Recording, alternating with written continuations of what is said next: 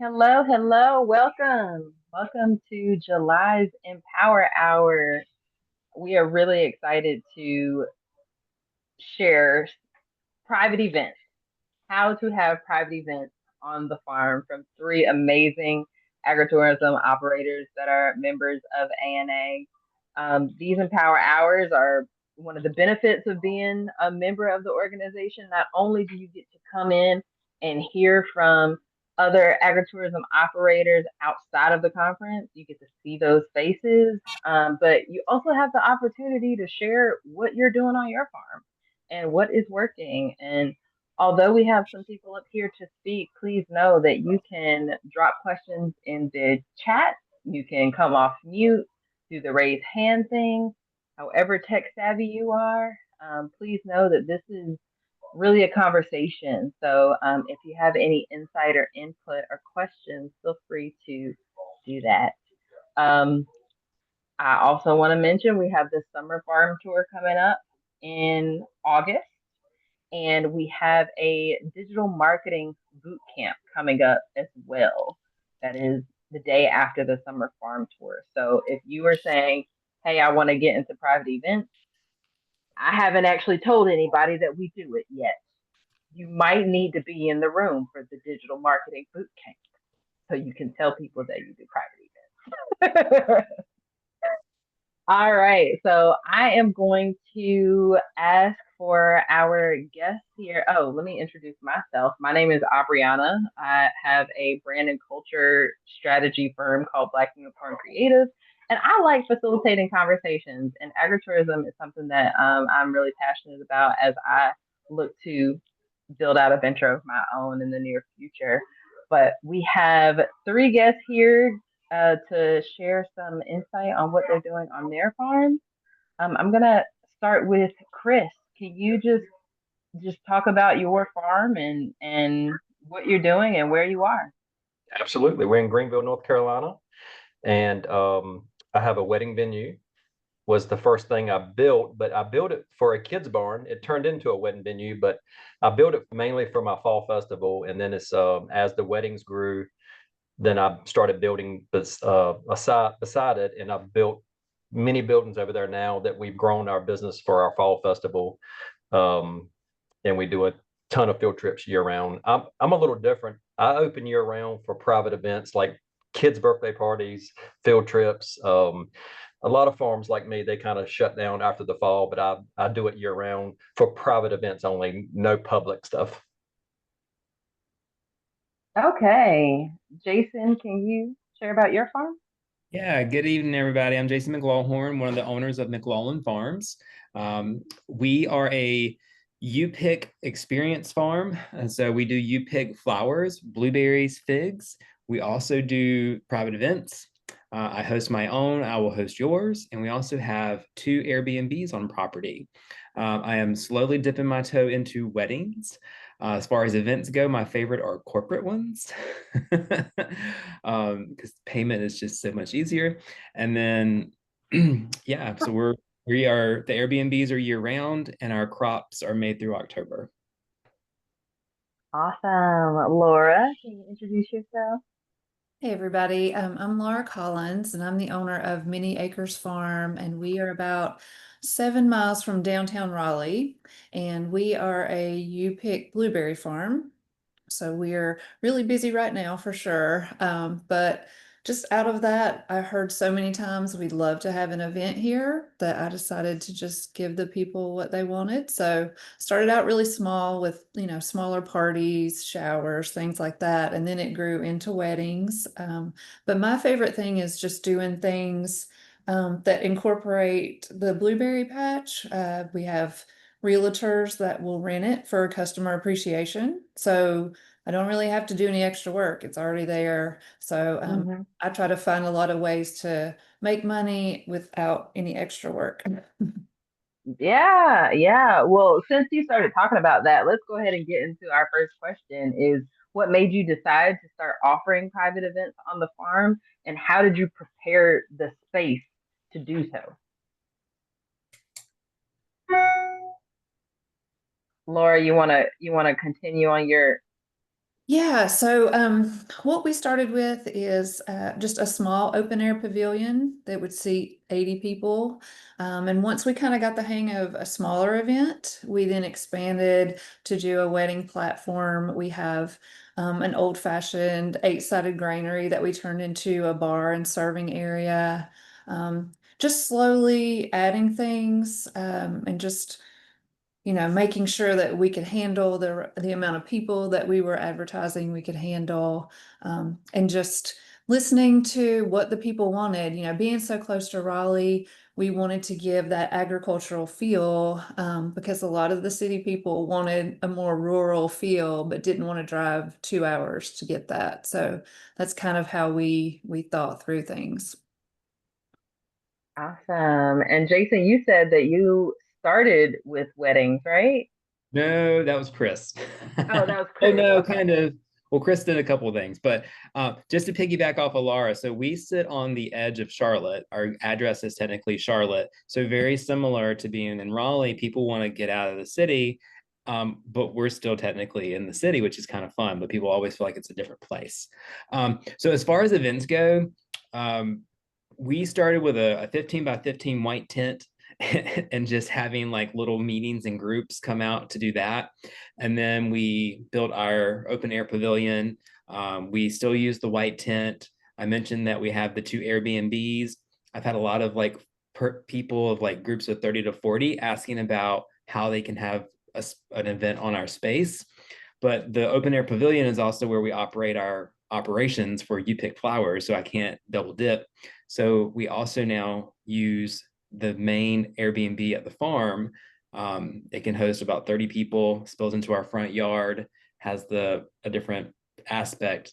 So as people have asked us for different things, we've kind of tried to figure out how we can fit them in at different price points and then also different size events. Yeah. What about you, Chris? What shifts did you have to make to start with those private events? Yeah, so being I started with the wedding venue, kind of I've learned my favorite thing to do is I love booking.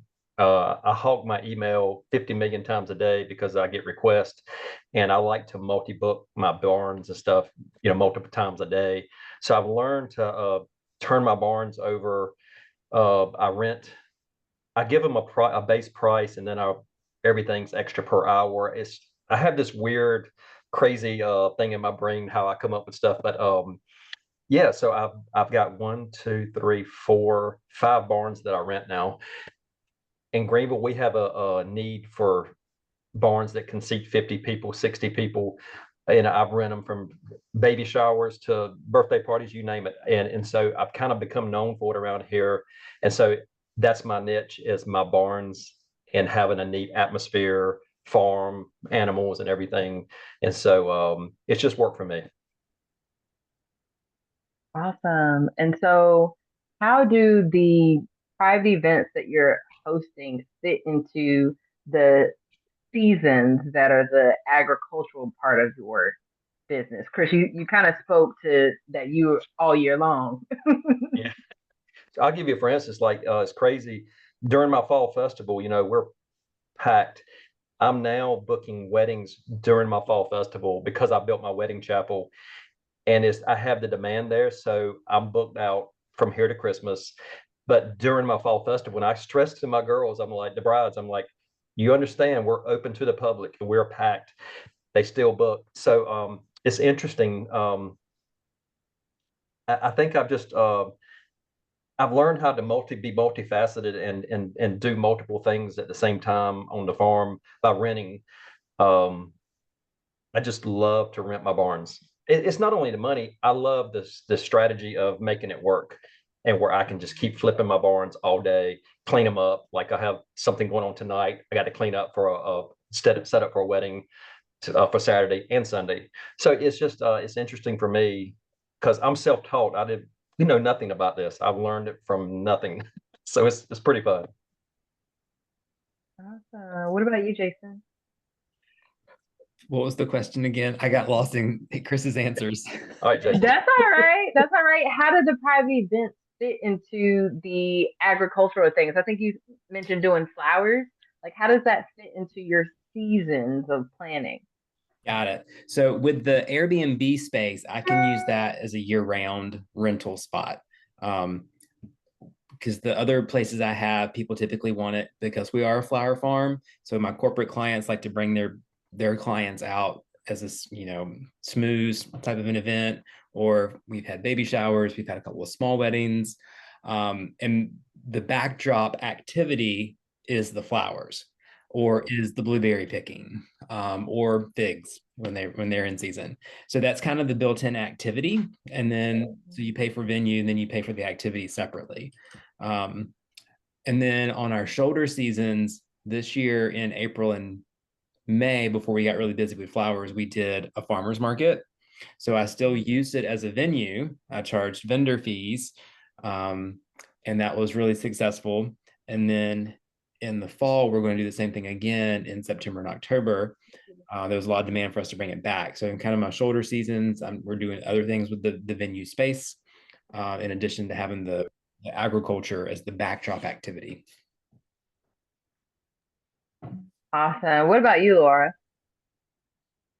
Yeah, given our season, we just do blueberries. It's so short. We realize that we've got to find other things to do throughout the year to make money. And so we just kind of look at the season, some cool things. Is it kind of a mild temperature? Let's have a yoga month where we'll do yoga out at the farm.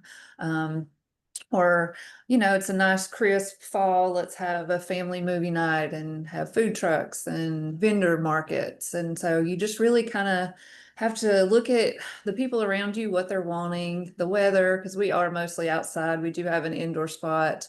It's just not conditioned. So we try not to book things because people don't want to be in there if it's hot and things like that. But just kind of look at the seasons and events that would make sense in the area you're in. And I encourage people to partner with other businesses too. We have a lot of collaborations with other local businesses that maybe don't have a storefront, and are looking for space to sell things. And we can just collaborate with them, and you provide the facility and then they do a lot of the work, including the marketing and things like that too. Yeah, that is a beautiful arrangement. We have a question in the comments. What is your most successful administrative tool? And I don't know why I said it like that. Administrative tool when booking special events. So are you using a tool, or are you using your email and your phone and a notebook? Tell us about that, Chris, because you said that you really like checking your email. I'm addicted to it. I'm old school. I do not have anything, but I know I'm doing it the wrong way because it's my way. But I'm just so hands-on, used to checking my emails and responding immediately. So I would love to use something. I wish somebody would give me some ideas on it would make it easier on me. What about you, Jason? Yeah, so to me, it's all about how can I consistently stay organized? So I also used to work in banquets at a big hotel here in Charlotte. So I have that up to 1,000-person mindset of execution, but planning is a different part that I'm learning. So it's all about me. I have a sheet, a tool that I just came up with that it has all the background information. And it's almost like I could do it as a forms document now. And then send it to the people, have them fill out most of it and as part of their event request. And then I just keep the details on that. And then so my husband and I know what's going on. We have a shared calendar where those details, I'll just drop it into a calendar event so that we can both pull it up and see it at the same time. So for me, the administrative tool is how to stay organized so you can pull all that information up.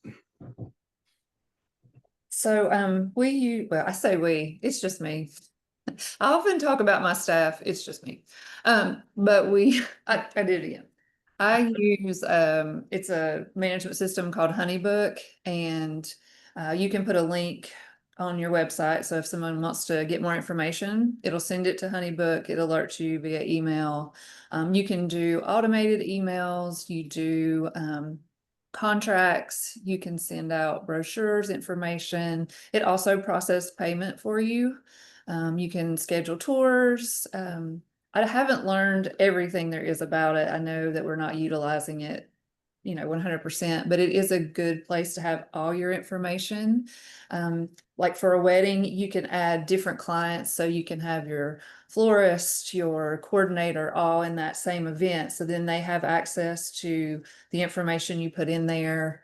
On your mobile device, there's note section. So if I'm out doing a walkthrough and I need to make notes, I can stick it right in there. And everything is just in one spot, because I'm way too all over the place to try to keep up in my in my head or my emails.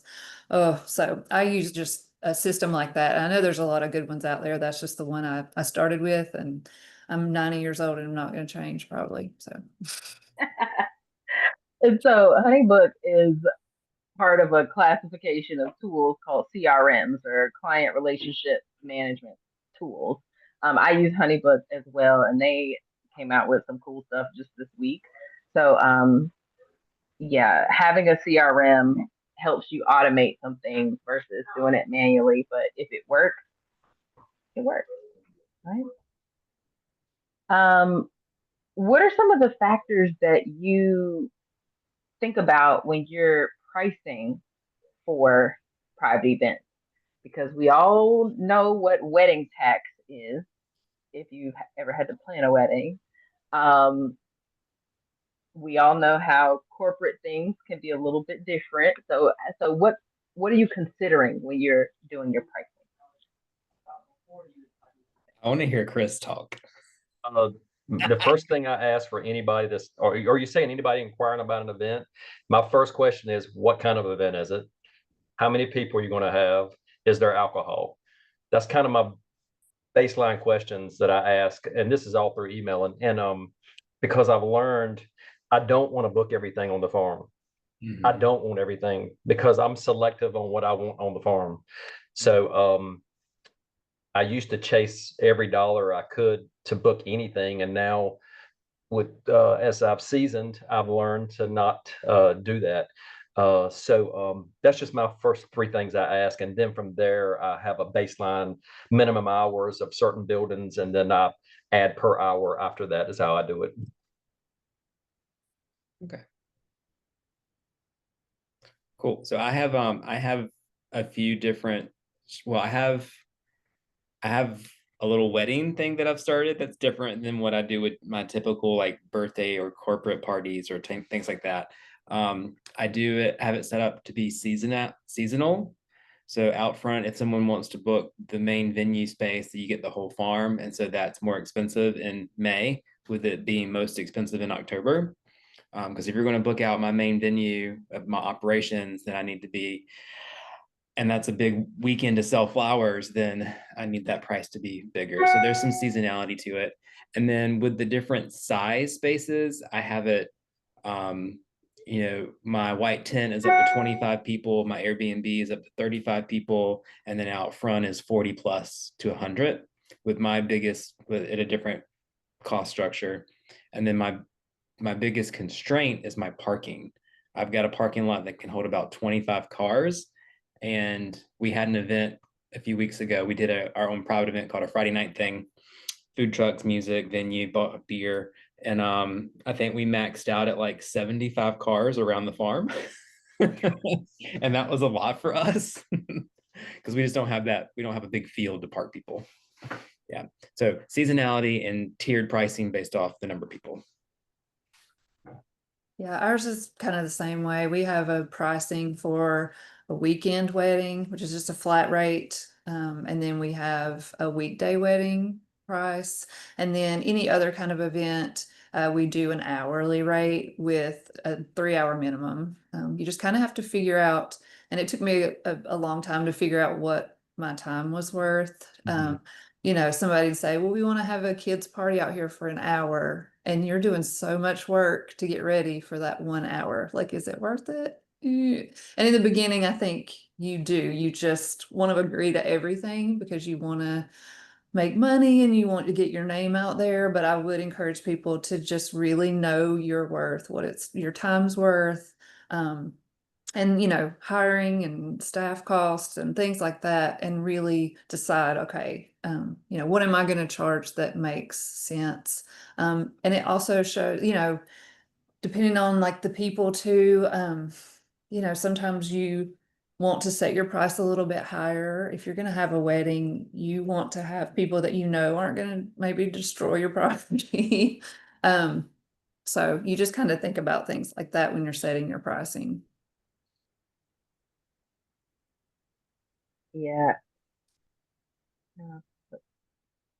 Yeah, sure. You can share whatever links in the chat so that you can so that we can connect with you elsewhere. Absolutely. Feel free to do Hey, that. Nigel. So, Hey, Chris, you Jason. talked about this a little bit, but Hey, what Chris. kind of systems have you developed to help you manage the logistics of some of these events? I don't have any systems. I am the system. So I self-inflict myself with all the pain of juggling all the everything. Like when I get through here, I'm going to a wedding tour. I have a rehearsal going on now, so I inflict myself on a lot of probably extra stuff. And for anybody that's just starting out, you have to have a passion for it, number one, and I do. So I love it. I love going out there. My wife thinks I'm crazy for living out there almost. But you got to love what you do, and I do truly love it. And I love to see the farm grow, and I love to build barns. And so I don't have a system other than my little crazy scientist in my brain, little crazy man up there that makes it work. Well, shout out to him for working for no pay. What about you, And Jason? also what Laura said earlier about your time. Oh Yeah, yeah. I want to. It was so me when she said that. Your time is worth something. So I have been out there for pennies doing things, thinking I'm doing something, and I just don't book things anymore that I'm not going to be worth my time. And I'm not. That's not being conceited. It's just being your time is valuable. And I have kids. I have a family, so it's valuable. Love that.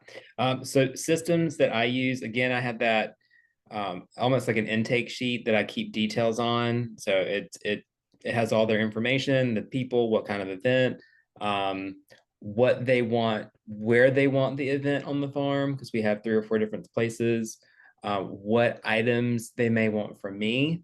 Do they want to use my picnic tables? Do they want to use my china, my glassware, my silver? Do they want to buy flowers? Do they want a flower bar? So all those different pieces, I have it on that sheet. And that's just so I know how to set up and process and, chat with my help when I have people come to help me out. And that's probably the biggest system. I'm a checklist person. Elder millennial. I was just about to ask, is there like a list that you are checking off every event? Mhm. Yeah. Yeah. Now it could probably be better, especially like correspondence. Like, I should probably check in with them at least a week out, and I don't consistently do that. What about you, Laura? So I have a before an event checklist, and then I have an after event checklist. I also have a venue checklist that anybody that books our venue, we send out. And it's got a timeline on it, like what I require, a month out versus a week out. And that just helps making sure that they get exactly what they want and we set it up exactly how they want. And also you're protected. You have all the insurance certificates you need, things like that in a timely manner, because there's nothing worse than it being like the day before an event and you realize that a big important part of the information you need, you don't have it. And then that just puts added stress on everybody. So I think it's important to have those checklists with realistic timelines of when you can get things done and get information in that you need. Absolutely. That's a perfect segue to the next question. What are some of those boundaries, policies, or contracts that you've put in place to protect your property, protect your crops, protect the operation as a whole? Anyone can take this. I'll take it. For me, it's, being that we do weddings, my contract, I have tweaked it and tweaked it to cover things like what time we lock the doors, no outside loud music. Alcohol requires an insurance policy. So I've just incorporated, I keep adding, my list never ends. You're always adjusting to things that it's always a new day of learning something. I need to put that on my list that you can't do this. So it's just all in my contract. Wedding related. On my other smaller barns that I rent out, we don't do contracts. We probably should, but I don't do anything. It's verbal. But I do ask all the right questions to make sure I want the event there. So small things like I don't allow confetti or glitter because it just never goes away. And so we have a strict 10 o'clock, you're out. Yeah, I need you to pack up and be off the property by 10 for any of our events because we have neighbors. And so my 100-year-old neighbor, I can't have her fussing at me the next day. Personal time. So I add in the amount of time to my correspondence about what's expected from me when working with an event. So if they're going to book just like an event on the farm, maybe 1 to 2 hours max, that they can correspond, but via phone, either on the property or via email. And that way they have an idea like, oh, okay, so I have their attention for this amount of time, which is really helpful for them to know up front. And I haven't had the situation with events yet where I've had to tell people not to call or not to text, because at that point, they have my personal number, so they can get a hold of me if needed. And then a lot of times I'm the one that's there as the quote unquote host of the event. So I'm typically the one that's available if they need a wine opener or something simple that I can run and go get for them. I don't mind doing those little things. Yeah, I would say our biggest thing with boundaries, we live on our property, so we're always there. But signs, more signs. I feel like we have a sign farm, really. Things you wouldn't think you need a sign for, you need a sign for it. And I mean, we've had to put up fences, like really pretty decorative fences, but people love to traipse through your flower beds and they love to climb in your fountains. And so you just yeah. So, and it's not always just kids. So it's just, you kind of learn as you go. Okay, maybe I need a sign for this, especially we have animals that participate in ceremonies and things like that. So, we have the agritourism liability signage up. And then we have like a natural creek that runs through our property, and it's kind of the boundary. People know not to go past that because we have a sign. So I would say, signs are our biggest boundary, and that just protects you. And people don't read them, but at least you have them up for the most part. And then same things, we're very respectful to our neighbors. We have no amplified music after 9 o'clock. That's in our contract. And I'm there to enforce it if they don't do it themselves. We have locks on all our gates. I monitor during the event. I go around and act like I'm getting trash and things like that, but I'm really just making sure everybody's doing what they're supposed to be doing and things like that too. So, yeah. And then same way, like they contact me during their events if they need anything. But for like weddings, we do have day of coordinators that we require. So a lot of those things, you're filtered through at least one person. That coordinator's reaching out to you, not all the different vendors at one time. Right, right. That makes sense. We have another question in the comments. How long have each of you been in business in your agritourism operation? And what did you do before that? I love this question. I should start these with that question. Thank you. I love I'm it. sorry. Go ahead, Jason. Yeah. So we have had the farm for 8 years. We created the farm from scratch. It was just blank space when we got here. and we were planning on doing a U-pick blueberry farm. And then we added blackberries and raspberries, and they didn't have a lot of life in them. And we had all this space, so we decided to plant flowers. So flowers started being our is now our main crop. Where we make most of our money. That and the Airbnbs. I'm really hoping the events, kick up. But so that's kind of like the genesis of the farm. My husband was a school teacher. He taught German, so he has a drive to know it all and to do it all, and loves research. So he really gets in heavy when he's trying to figure out how to do something. That is not my personality. I have two backgrounds. I have a degree in hotel and restaurant management from App State. And then soon after that, and that's when I worked at the hotel and a bunch of other things for a decade. And then I became a nurse. So I'm still nursing. I teach nursing school now, in addition to the farm. And those two things make me be able to deal with people in a manner that is godlike. Because I can deal with anything they throw at me. Nothing catches me off guard, and I can give it back to them with a smile. Yeah. I love that. I love that. That was the work. I think I answered all those questions. Okay, cool. What about you, Chris? 2009, the fall of 2019 was our first fall festival. We started weddings in 2020. So relatively new. It was just a raw piece of farmland, and we sit way off the road, so I had to bring all the utilities back there, and there was nothing there. We farmed it for years, and we got out of farming in the late 80s, and my dad's passed away, and so I took this farm. It's about 100 acres on that farm, and I just decided to do this. But I'm also in the automotive business, tire business. On my mom's side, we have tire stores, so I do that. But I've been there for 34 years, so I kind of am able to stay at the farm as much as I want now. So, which is really nice that I can have that luxury of doing that. And I go in the store kind of when I want to, and it works out for me. So we opened for our first picking season in 2017 for blueberries, and then we started our events in the fall of 2020.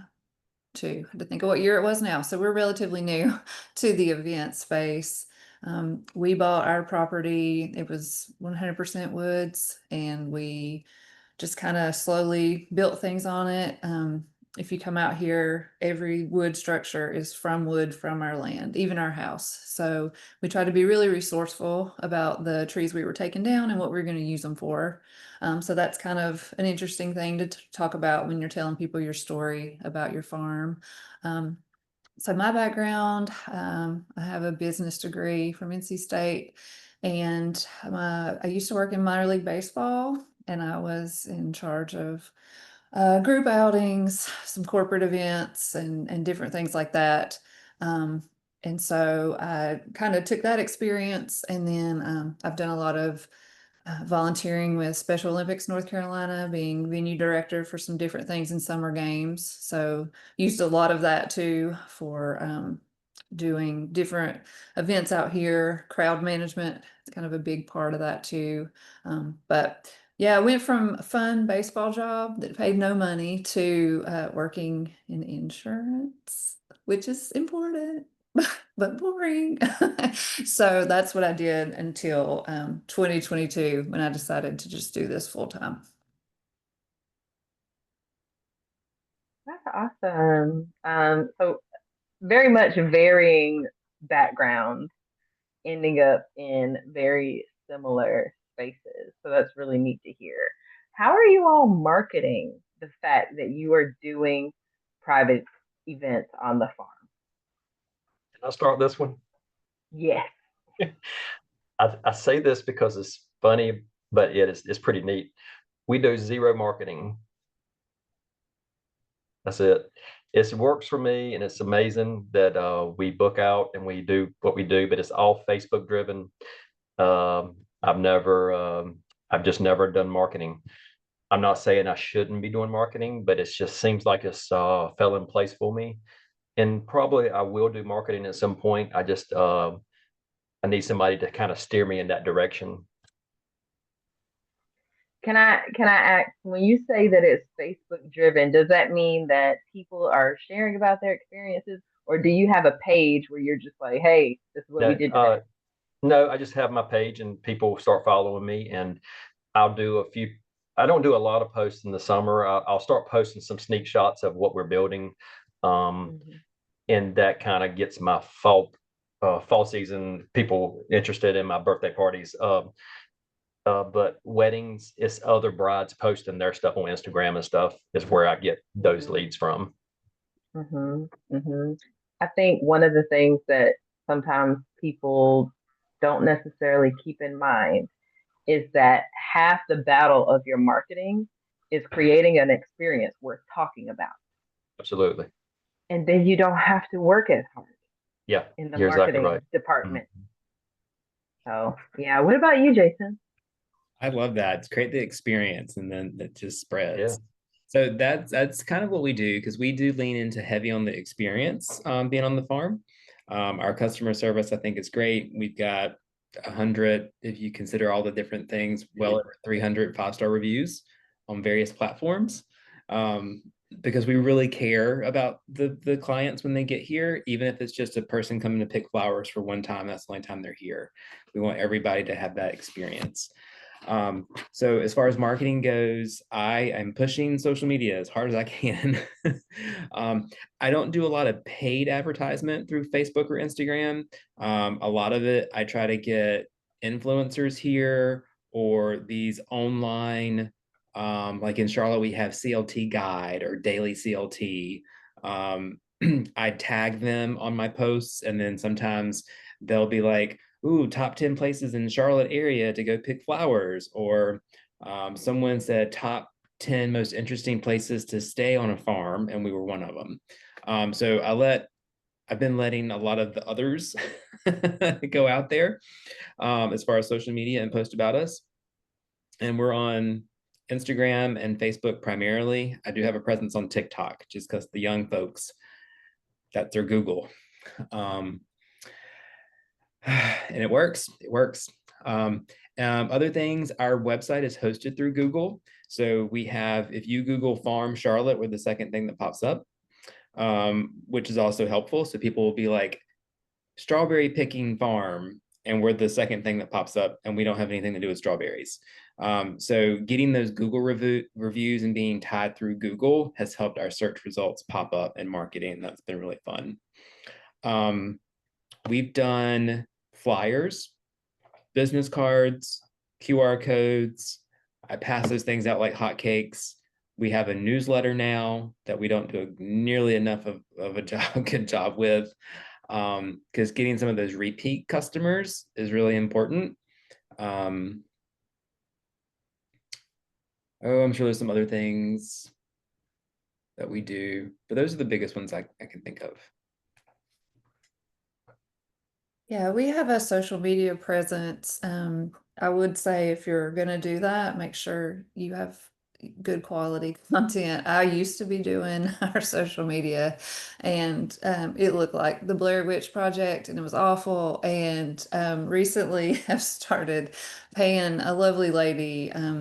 Her company is rooted in NC, and that's what she does. She promotes farms, and she comes out and gets content from your farm. So it's not just stock pictures and things like that. She interviews me, so sadly you have to listen to me, but it's really up to the game for sure, having good quality presence on social media. Um, we don't pay for any advertising either. Word of mouth is huge. You get in with like some 4-H camps. We've done camps from the Arboretum, just kind of where we're close to. Once people have that good experience, they let other people know about it. So I think that's important. And same thing with addressing if you do have an issue, making sure it's resolved in, a good, kind way. A lot of times people might have not the best experience, but they remember how you handled it and they're happy with that. And that'll bring them back because they know that you care. Mhm. Yeah, absolutely. Absolutely. going back to kind of the logistics of events, I know sometimes um, venues have like preferred vendors, or there's this vendor relationship thing that's happening. Do you all do something like that? And if not, how do you vet the vendors that are coming out to your farm? Because, they're not necessarily part of the client contract or the agreement that you're agreeing to by hosting it. I'll start. So whenever I meet a girl, I can tell if they visited somewhere else because sometimes the first question they ask, do you have a vendor list? We do not have a vendor list. And when I say we do not have one, they're like, thank God you don't have one. So for me, I it happens a lot. So I don't want a vendor list at mine. Now, I'm not saying I'm correct. It works for me, but I love that the girls, a lot of girls want to pick their own vendors. They don't want to have to choose your stuff. So we don't have one. And I've never had a problem with any vendor that's been there. So it's, I'm sure down the road something may happen, but I've never had a bad experience. Yeah, I've never had any issues with vendors. A lot of it's been photographers or caterers. Um, when we hosted our farmers market, that I had a food truck lined up for, and he canceled on me twice. So, for what that's worth, food trucks will drop you in a heartbeat if something happens, or maybe the truck breaks down or whatever the issue might be. So that can be kind of a pain, but I've not had any negative experiences with anybody else. Yeah, we don't have a preferred or required list either for vendors. I do, however, keep records of vendors that come out here and kind of give them a little grade after the event, just so I can kind of remember, okay, or make some notes, that everybody was happy with the food, they were on time, things like that. We have a lot of out of town people that book our place that have maybe driven through Raleigh once, so they always ask for recommendations.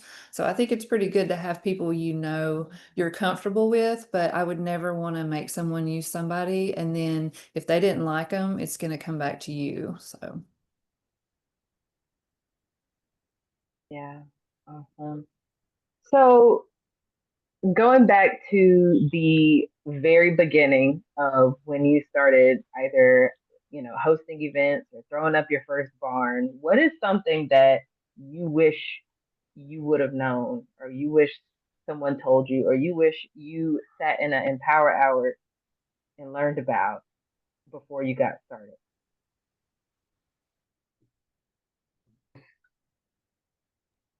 You start. There's this big farm in Lancaster, Pennsylvania called Cherry Crest Farms. And I had never been there, but I was doing all my research online, and this farm is absolute. I've been there now since then, but it's absolutely awesome. So I took a chance and sent him an email, and he calls me up one night, and because I was thinking about it, so he really enlightened me on a lot of do's and don'ts and stuff. So I wish I had something like this, like the Empower Hour, then, but I didn't know any. I was green. I didn't know anything. But he really helped me and gave me a lot of pointers and took the time. I didn't know the guy at all, and and it was really nice to get some information. But now I don't have any regrets. Really, I think I've done everything pretty neat, and I think that I'll just continue to get better. But I don't have any really bad things that I wish I had done that different. I don't know that I have anything that I wish we'd done differently. We, at least from the U-Pick side, we do a U-Pick by appointment. Because we did, when we were doing our research, when we were first starting, we would notice a lot of these farms are just kind of, a lot of U-Pick farms get overrun. And there's one particular here in Charlotte, and I was like, I just don't want that. I want it to be more controlled. So we did appointments. And then have your truth people, have someone that you can talk to that's going to tell you that's a great idea, that's not a great idea, here's some things you should think about, kind of like what Chris had with that gentleman up north. That's always helpful if you can find the right person to give you the information. And I just want to say, Debbie asked if do I ask for Google reviews? I don't directly ask, I indirectly ask. I have flyers with a QR code at multiple places at our stand. So I will ask for those. Now for my bigger events that spend more money with me, I will in the follow-up email to see how it went, give me feedback. Here's some things I noticed. That kind of wrap-up email, I will put the link that they can do for a Google review. I'm thinking about our very first event, and I think if I could go back and do it differently, I would have enjoyed it. I feel like your first event, I was so stressed. Like I had a measuring tape out, making sure all the chairs were equidistant. I mean, insane things because I wanted it to be perfect because it was my first event. And I realized what is important is when these people book you, what is their goal? If it's to get married, if they get married, then you have succeeded. Everything else is just a bonus if it goes well. Things have happened that the bride and groom never knew about, but you handle it and it's fine. And I think just the stress of having everything perfect has to go away, or you'll burn out, or you'll never be happy. So I've learned to just enjoy the events as they're happening because the people there are enjoying it.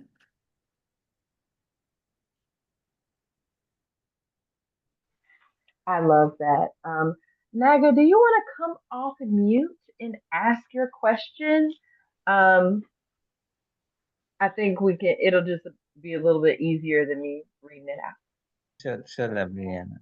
So, some of the bookings are like for the events are by mouth of word uh, in the local communities, but some bookings I'm getting through Airbnb. So they wanted to some people are coming from outside.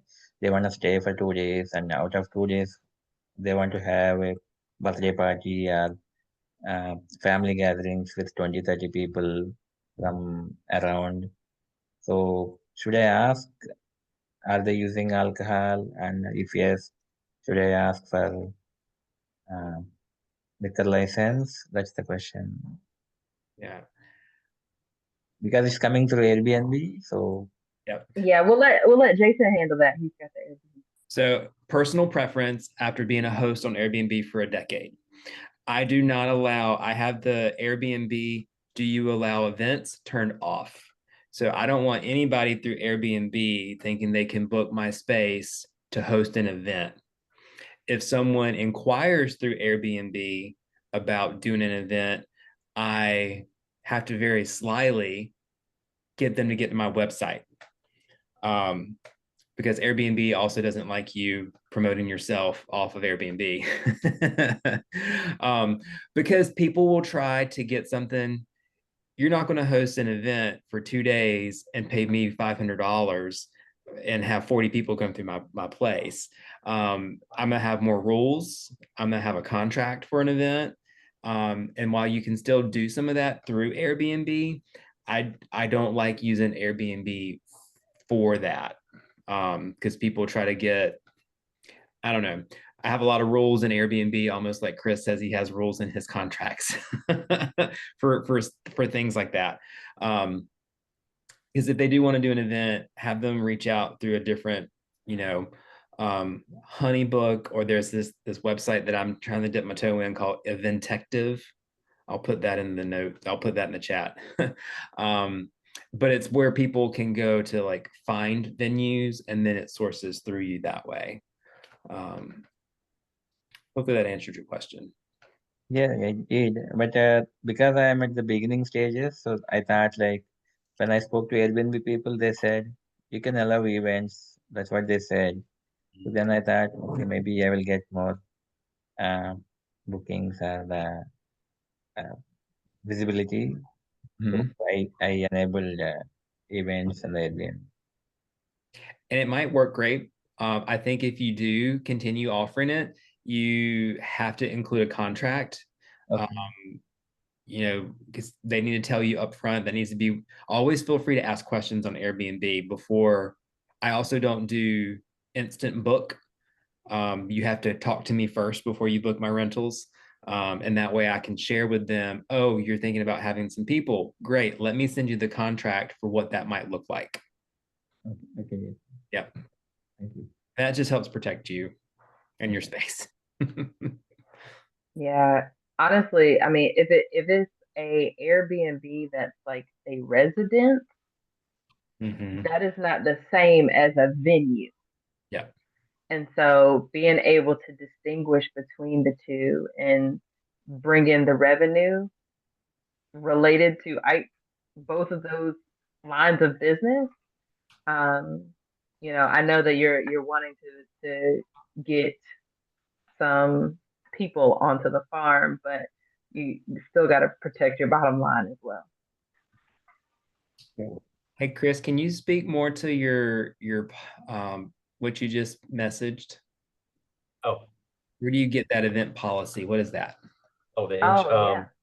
Yes. So if you're serving alcohol, you have to get an event policy from your provider. It could be State Farm, Farm Bureau.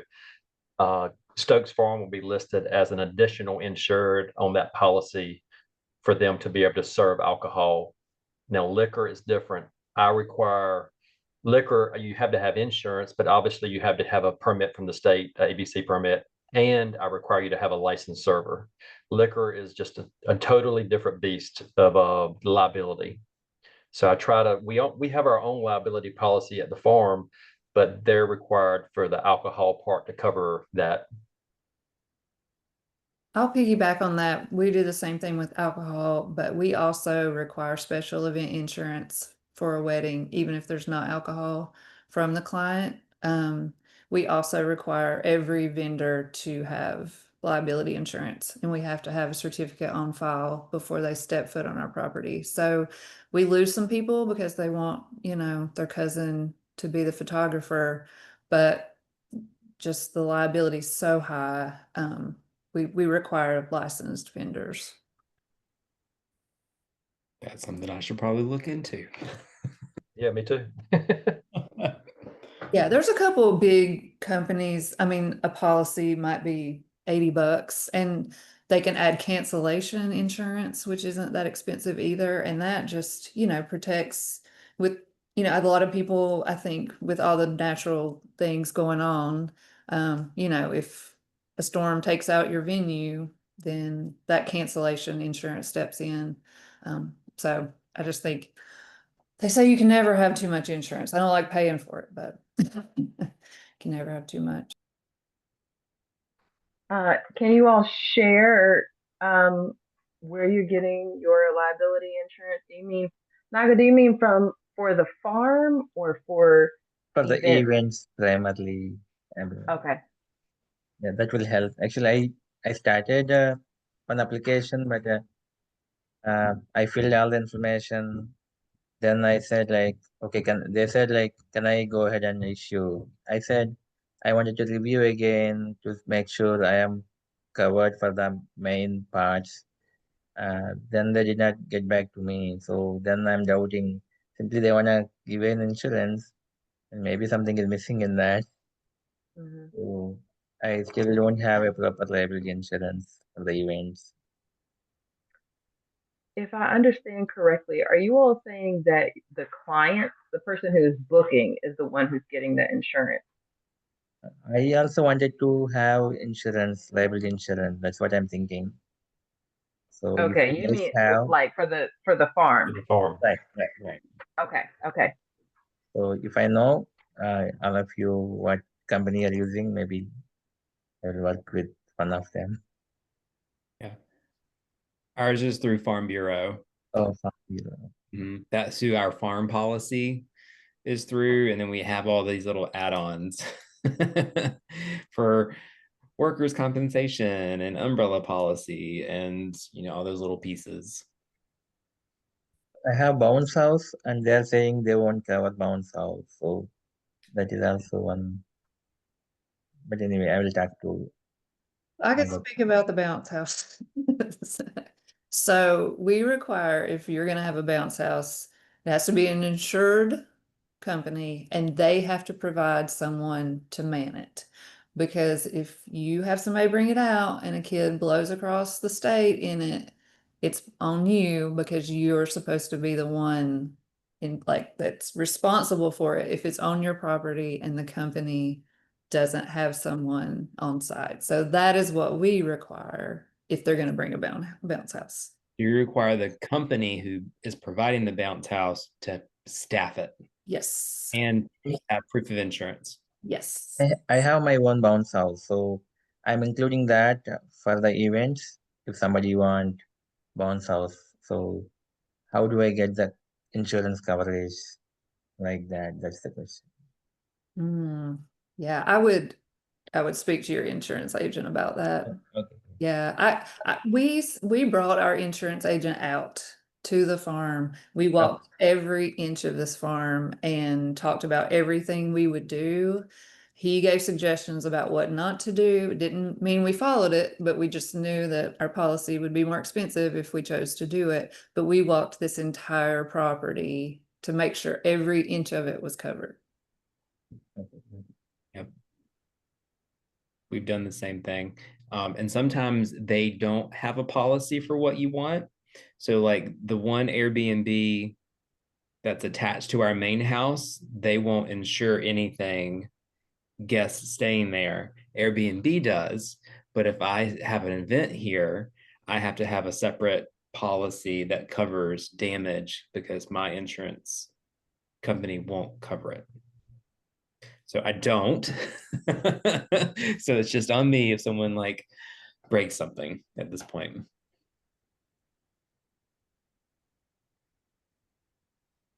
Only thing I have to add is that we did an Empower Hour on insurance, and well, it was about safety on the farm, and we really talked about insurance and signage and what you need to think about from a legal perspective. And there was a representative from Farm Bureau on there, really talking about that. So I would give that a listen. It's really, really good.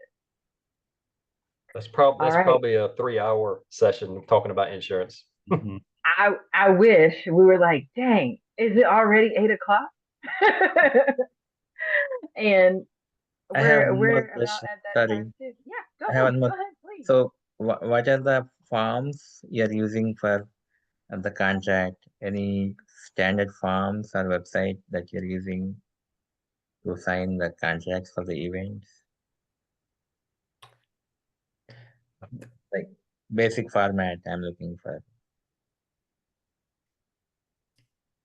The safest answer is to find a lawyer. If you want it to be We solid. cannot give legal advice.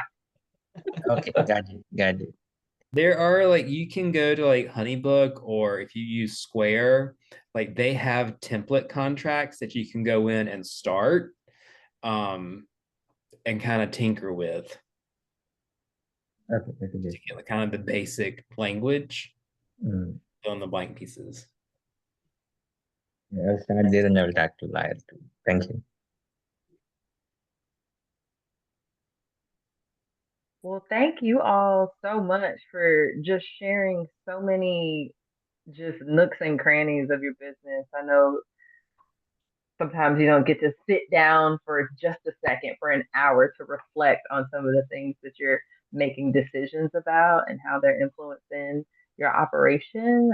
So thank you for letting us get a glimpse into what you have going on and being able to learn from that. I took all my notes.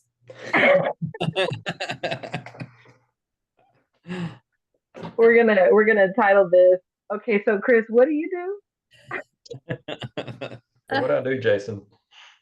It's all in his head. Does a lot. His operations Checks emails all day. That's right. That's all I do. Right. My son checked my my hours or whatever, and I think he said I average 6 hours a day on my emails.